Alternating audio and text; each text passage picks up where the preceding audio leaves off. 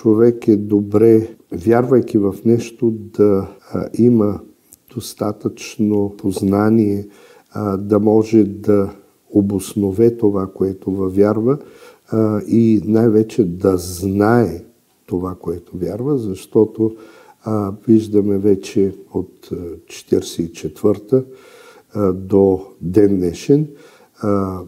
църквата има хора, които така редовно посещават, редовно присъстват, ако щете, на богослужение, но опитът ми е показал, че дори нямат елементарна представа в това, което вярват. Да не говорим, нали, в някакъв по-задълбочен дебат,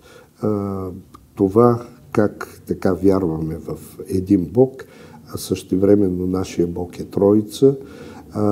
кои са тия светиите, какво представляват светиите, защо едните са свети и другите не са и така нататък. Тоест,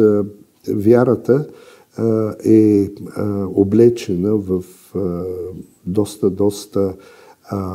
информация, в доста знания, които нали, са на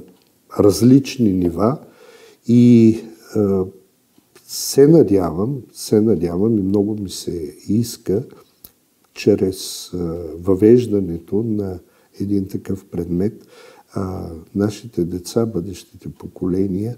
да имат А1, ако използваме сертификатите за чуждестранни езици, едно основно ниво от познание, защото годините, които имам възможност така и да пътувам и да обсъждам, виждам колко високо, да речем, е нивото на осъзнаване, на разбиране, на познаване на вярата, да речем сред младежта в съседна Гърция и това, което имаме в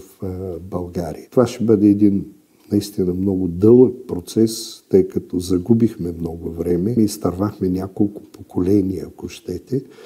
но нещата да започнат да се нормализират и наистина да дадеме една добра основа на нашите